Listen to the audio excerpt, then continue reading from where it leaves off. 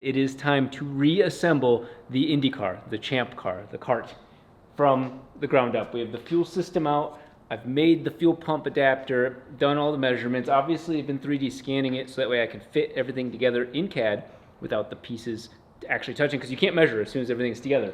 But we are going to get the whole fuel tank back in, which I think is going to be an absolute pain in the ass.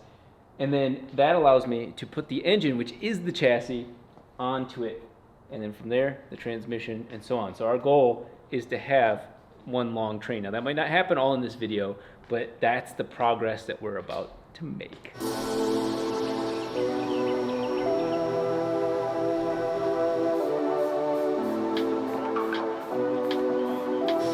right, so Princess doesn't like the sound of real work happening. Oh, sure, cutting a square.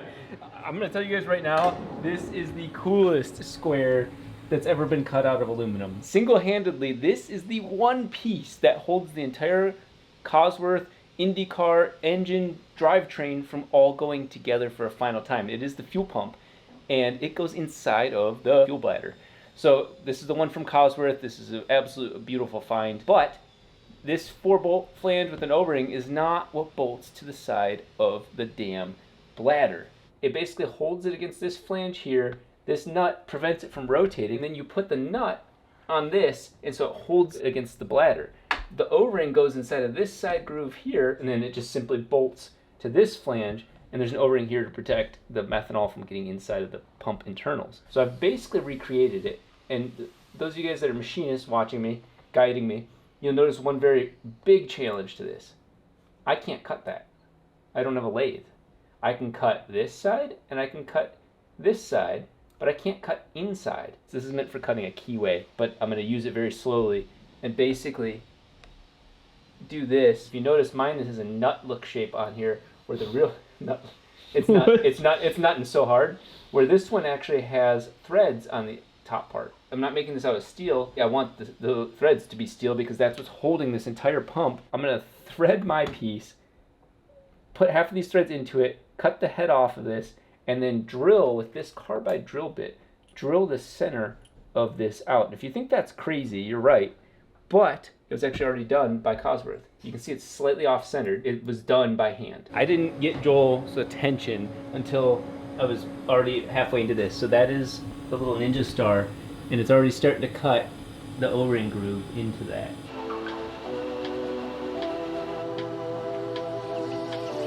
That is looking pretty good. So what that should do is be smooth enough for a little bit of squish. I've never cut a nut on a CNC machine, but that is very promising. I'm gonna go ahead and tap this center hole. Look at how clean those threads came out. So I'm going to tighten this all the way through. I made enough space in the bottom so this head of the bolt is gonna actually bottom out. We're then gonna drill through it, back it all the way out, put some Loctite on it, and hold it in the correct place. You'll see this kind of sticking out a little bit from the tank, and then this will go on and hold. I'm pretty happy with this. Now, if for any reason this is too short, I can always throw this in the machine and take it down the slightest bit, and that'll actually pull the pump closer. It's actually driving right now. Very happy with this. We could put this in the tank right now, and with the 2 O-rings in there, fill it up with methanol, and it should not leak, and it should, when spun, send fuel pressure. As some of you already know, long before I got into YouTube, I was an IT guy, and I thankfully retired from that life and chose one way more complicated and frustrating. But you know what's neat? Revisiting the world of creating websites and seeing how much easier it has gotten. I am not a very creative person. I can tell you when something looks bad, but I can't create something new from scratch. GoDaddy's Arrow has revolutionized the use of just the buzzword AI to something that is so useful for people like me. With GoDaddy Arrow, I was able to create a basic website and then go far deeper than I ever would on my own. The coolest part about it is the AI tools allow you to see things that you would have otherwise just been staring at blankly going, I have no idea how to make a logo. I have no idea how the page should be laid out. I'm gonna have to learn HTML again. Arrow takes care of all of that and gives you choices that even if it's something that isn't exactly what you would want, you now know, I wish the logo had this. And that is very powerful. especially when it comes to trying to be creative and starting your own little small business online. I wish all of this existed many years ago because it's been a pain compared to how easy it is with GoDaddy Aero. If you're somebody that's looking to do something with their website idea, this is the perfect opportunity.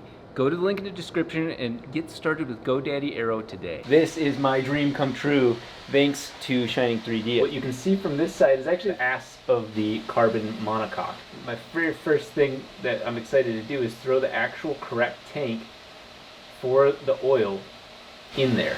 It's got space underneath, it's got space above, just really exactly where it would be. One of the reasons I need this is these are the two oil in and out here, and as soon as you add the motor, you don't have much room to get oil out from there. Now I know exactly what we need to make. The wild part is I took my engine mounts, and they're going to look really clean because they're the CAD models, so I lined them with the body. The holes on my engine mounts lined up exactly to the holes on the body, so I'll turn off the body. You can't even tell where the sketch holes are. When I turn this off, there's the sketch holes. What I didn't get lucky with was I'm slightly off, and then the same thing on this side, but even less. So just machining that hole, just the slightest oval. The last piece, now that we've got all those together, the fuel pump adapter that we just made. So you can see that hex is lined up to the center of this. That thing that's not lined up, and you can see the wobbliness here, a little offset hole. The actual fuel bladder has moved over time. There were no bolts in it, so you have to get the bladder in the right spot, bolt it in, and then we can put the pump in, and we now can bolt the damn thing all together. Here's the real world actual version of everything I've been looking at on the computer. There's like a marionette of cables and hoses all right here. This area is very small, so that's the surge tank. These two fit onto these two, pulling from the other areas of the bladder and just peeing it constantly into the surge tank. Then you have your traditional lift and pump. Hopefully 1997 rubber is A, still usable, but B, can be formed back into the right spot. I might look at taking the chassis apart to fix this. I am going to be taking off the safety wire. It's kind of a fascinating way to do it. These hold this in, and this is holding back this plate.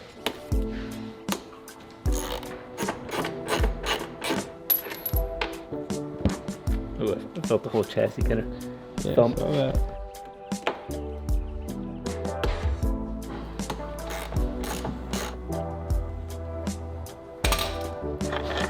Take the nut off the clutch line, which then lets us pass this piece through.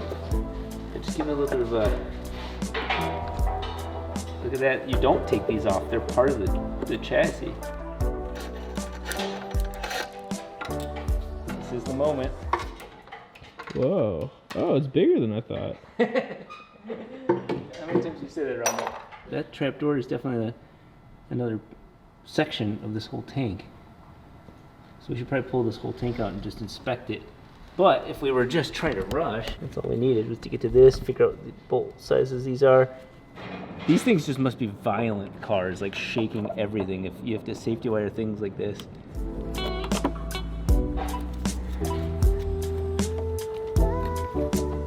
There we go. I feel like Indiana Jones. This should, yeah. That's pretty cool. So we have this one off. We just took this one off. We have been trying our hardest to not screw this car up, and we've been stopped at this damn piece. It's a fascia. These holes have bolts underneath them that are bigger than the holes. We've tried all different sizes, and then we figured it's got to either pry out, which we gently did and it didn't work, or it's got to rotate out. And so I just held this thing on my penis, and you can hear it. Yeah, the years have not been kind to this car.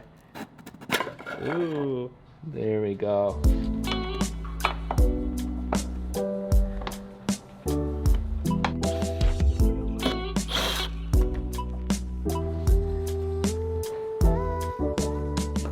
Joel wants me to go reach in deep and hit it from the back. Yeah, it's working. Is it working? Yeah. Okay, I doubted you. I'm sorry. We didn't have to remove those other bolts. So now, with all of that gone, I kind of want to see if this tank is capable of being pulled.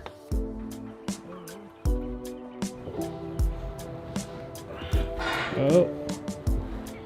Yeah, you're getting there.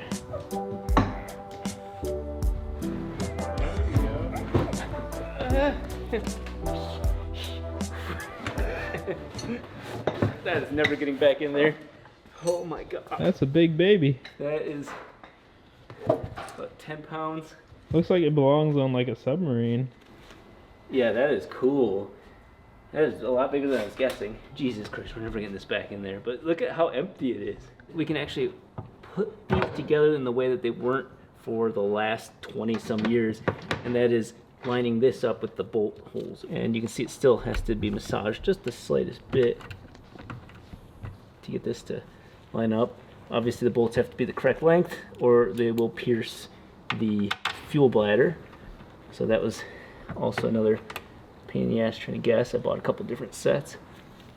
But this gets the fuel pump closer to the engine with this being on. Now with that in the correct spot, see how these fittings are now not sitting in their respective holes. The whole thing underneath here is all like raw rubber and has a memory of sitting neglected. There's actually a bolt hole for that one too. This might make the installation easier. There's a plate that's supposed to be over this that looks all fancy, and it bolts actually to the tank. These fittings were holding them in these holes, so it didn't need this bolt. Well, now that I put that bolt in, this wants to misalign badly, so I have to play the back and forth game. She's all dusted off, cleaned off, ready to go. Cleaned out the inside and then cleaned out the inside of the cavity. A couple things that we have to watch out for are the fire suppression lines. They're actually metal lined. And then we've got the clutch line right here, throttle's here. We're gonna hope that bolting that on made this a lot easier. It already doesn't want to fit. This is gonna be a long night, a very long night.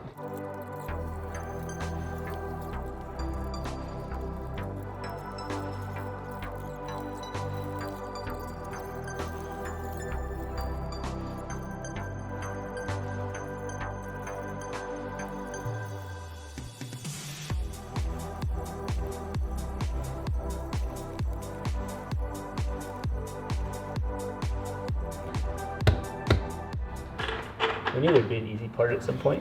We did it. It took all of our hip, brain, and all hands on deck situation. It was pretty rough.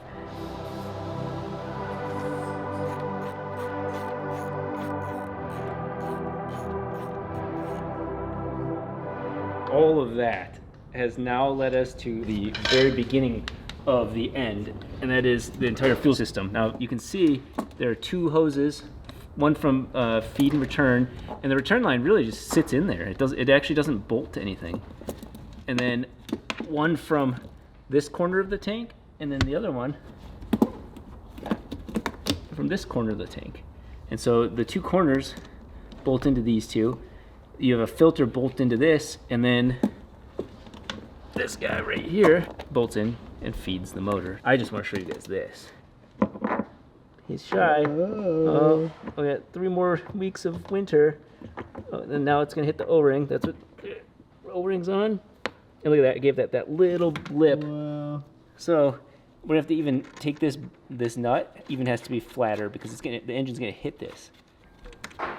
That is The missing piece. that's it. So now with the oil tank and the fuel pump all in place, we can bolt the whole thing back together and put the engine, at least the core of the engine, onto the car. It is time to put this engine into the chassis. Now, a couple years ago I did that, but it was just a test fit to see if it would work. This is actually the time the engine goes into and becomes part of the Indycar. So we're gonna throw it in there, and then we're gonna set the oil tank onto it, and I even have all of the injectors. So we're gonna build the engine back up, mostly to prevent shit from going into the block, but also to get everything in its correct place. So these guys promised that they can lift the engine without me. So I didn't promise anything. so I'm just gonna sit here and play with my belly button and watch. Ooh. Okay, all right.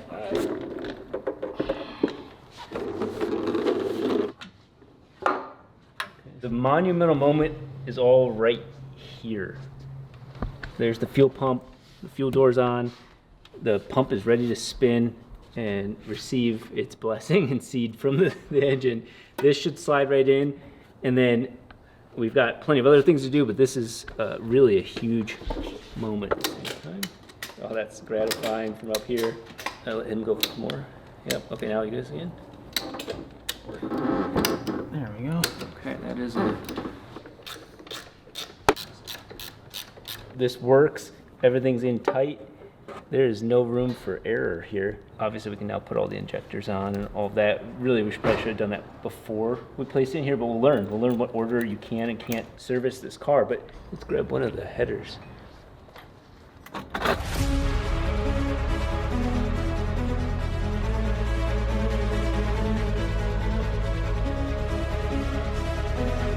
Now with this being part of a chassis, I finally get to do the next step. This is rare. It's a 5-inch clutch. It is meant specifically for the XD. 5.5 is what everybody else has. I have been wanting to put this on for the longest time now. The interesting thing is I'm not sure exactly which way the lines, and it's got the timing marks on there, so that does matter. But for what we're doing right now, I don't really care about the timing marks. The engine in place, we can finally make all of the changes and measurements necessary to have this thing activate the clutch. This is a random part that I got from the garage sale guy, and it looks so similar to the real part, but they are slightly different. You probably barely can see that on camera. This is the correct bearing that goes onto there. We'll have to swap the bearing over, and I think out of all the things that are so impressive about this car, this is one of the most janky. It blows my mind that this is how it was done.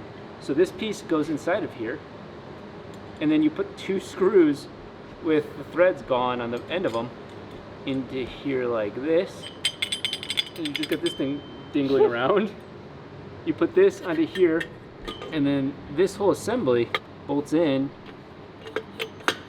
and pressing the clutch pedal pulls that cable over there, and that will have a little Heim joint on it, and that'll pull on this lever right here,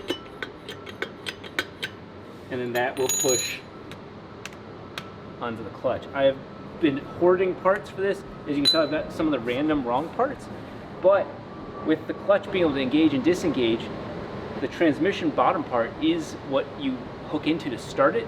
So basically, I needed the whole clutch assembly to then hook the transmission on, and we can actually turn the engine over with the transmission. That's the only way these things work. You literally start it through the clutch, not on the flywheel. With all these pieces in play, now I need to get some hardware to bolt all the weird shit inside of here, and we'll pop this bearing in or out, put it into here, ultimately start getting that clutch line figured out. So I sadly had to cut this piece up a little bit, but I retained it. It's for a 94, so I doubt I'll ever need it. Here's the bearing. I wrote the number down because I'll probably need that again. That goes into this guy right here.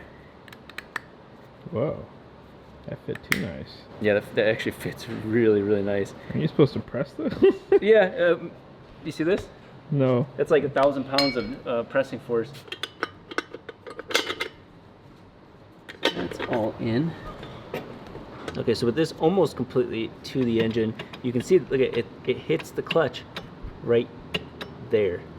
So if I go to push on it, it pushes the whole thing back. If this was actually bolted to it, that would engage the clutch. So I think we've got the main parts of that, and it's right in that middle of that throw. So that makes me feel even better, but it certainly means something something off with this. So one of the first things I realized is that this cable wasn't even connected to the pedal, and so when I pressed the pedal it didn't do anything. So now the cable gets to the correct length, and then they've run these little extension cord things to get to there. But I've got the clutch bolts now allows us to put all this on. Now with my nuts in place, that's the clutch engaging and disengaging. That is so cool. I've put the 9th throttle body on with 1 bolt, and then I put the scuba nose on top of that with 1 bolt. That leads us to whatever attaches to right here. Well, it's crazy to think that this is just turbo zone. This is one of the turbos that were used in that era, and this is just an incredible piece. It's not a Garrett, but they ran Garretts.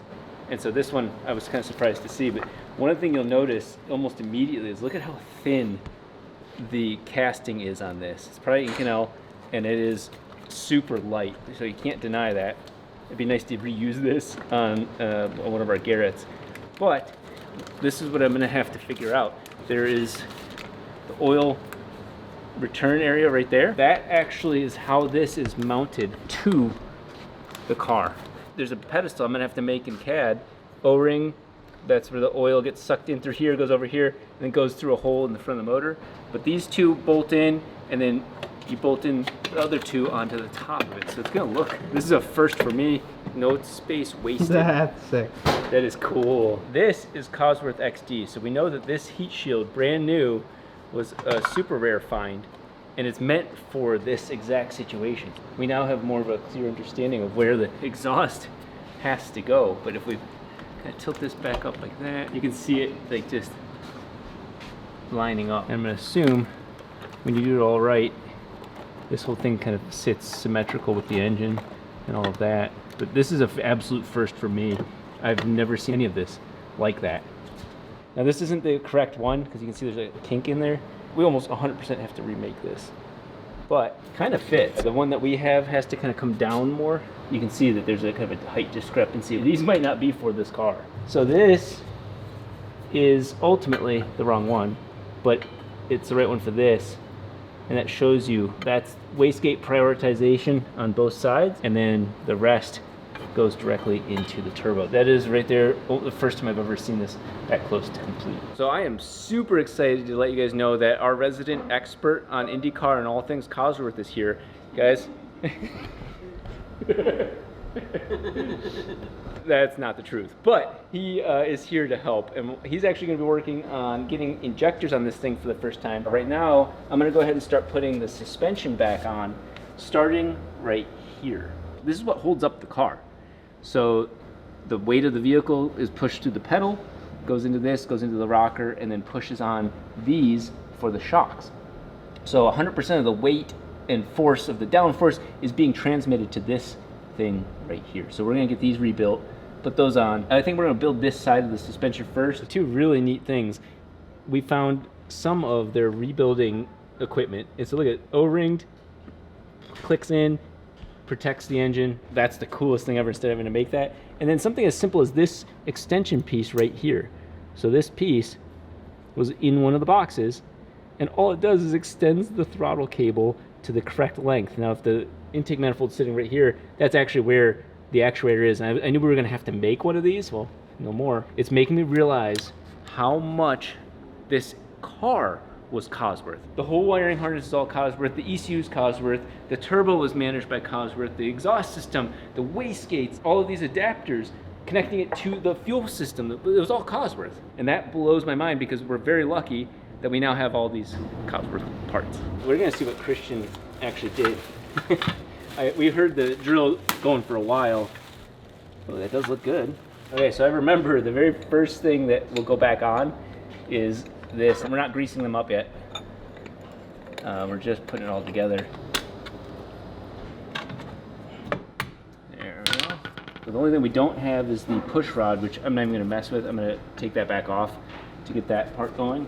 We just, for the moment, put this bolt on. Yeah, so now there's our camber gain, or almost lack of it. Now with the suspension mostly on, we're gonna put all these ball bearings and thrust bearings and all that on, and we'll put the shocks actually on because we've never done that either. So I haven't had the chance to fully clean these. So it's got bearings on here, it's got bearings in here, and then bearings on this top as well. This whole assembly is one of my favorite things. Thrust washer for the bottom. So then that goes on there. So thrust washer, plate thrust washer. Okay, so that's in.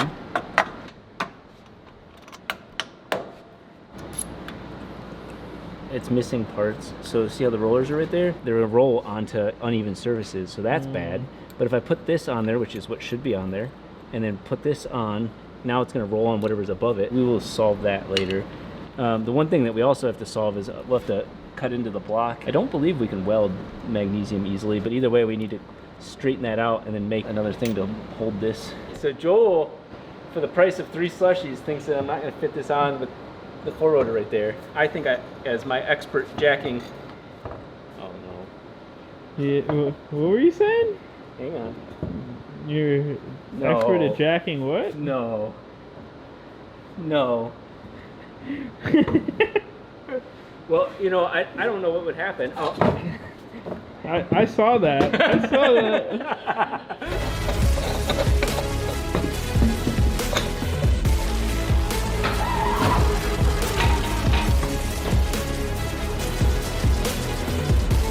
That is the first time where the back of this car has ever. You can see how much movement a little movement is. Those shocks are really valved for minute movements. That's so crazy. There's a lot of science behind that, and we're gonna have to work with some setup sheets that worked back then because I'm not gonna be able to relearn all that very quickly. But there is the whole chassis all together, and this allows us to really put the whole car together with all the major pieces, 3D scan the tunnels and get the correct rest of the radiators and oil coolers and make this car fire up. With only 8 bolts, the car has radically transformed, so much so that I can just step on this. Jeez. You can see the only thing holding it on is just these 8 tension rods and nothing else. There actually are bolts underneath it to kind of help with shearing, but none of those are on. It's actually not really a lot of car. It just looks like a lot of car. We got this from Pit Lane Spares in England 2 years ago. This is the side pod. The telltale sign that this is meant for this car is these 2 holes right here. Both of these rods go through it. Joel was asking the same thing I was wondering. It's like, oh man, those things are in the way of the airflow. Does that affect it? But for the lightness and the minimal air turbulence doesn't create, it's really an elegant solution. This little radiator and oil cooler is meant for this car. Same shape. You can see it sitting in the indent here. So what I'm wanting to do is take these 2 off, which are kind of a pain in the ass, set it in there, and then ultimately scan that because we don't have this on the other side. And so we need to model it the same because I just tested this radiator is the same size as the one on that side, same footprint. The other really fascinating thing about this is that these are actually mounts for all of the electronics. So the battery mounts into a little bucket right here, the ECU mounts right here, the alternator control mounts right there. I always wonder why these studded looking herpes things were there, and they're actually to be mounted into. I wonder if this was like damaged over here and they just overlaid it with carbon and never cared to Yeah, you're right. It's got recut like it out, because that's why the hole's only halfway through, maybe. Yeah, because it's definitely got like a recarboned, like patch look to it. But on the inside, it doesn't look damaged. All right, so assuming we find all the dimensions we need and we can make our own radiator, this is ultimately how this thing goes together. And it's almost depressing how much it hides. As soon as I put the top cap on, it makes you want to cry. That's the turbo inlet right there. And I never understood how the thing got air. So the blow-off pop-off valve that they were hiding here would be sticking out like R2-D2. Interestingly enough, this was another piece of cloth. I didn't know what it was for. That's the air inlet for the turbo. So this is the turbo screen. This is a little baby air inlet for cooling, like the alternator on the other side and whatnot. And then there's going to be a carbon duct that we have to make that goes from right here into the turbo. What's that other one up there? Oh yeah, a little NACA duct. Doesn't have a channel. Maybe that's for passive cooling. I'm sure they wouldn't do that unless they had a reason. And so you can see now with absolute certainty that, okay, that is clearly meant to evacuate not only the half of the radiator, but the other half is a transmission cooler. Very effective for not modern CAD. I mean, this is raw year after year results, improvements, but I kind of want to put something here to make the R2-D2 shape look cool, because there's no blow-off valve, nor did there need to be a blow-off valve. That's the fascinating thing about this car, is that was a pop-off valve, POV, meaning that you went too high a boost, it popped like a turkey timer type of thing. It almost looks like how when we first went parking lot to go pick this thing up, it looks almost exactly the same, minus some dents and dings from us moving around, but that is hilarious and sad that it's all hidden underneath all the bodywork.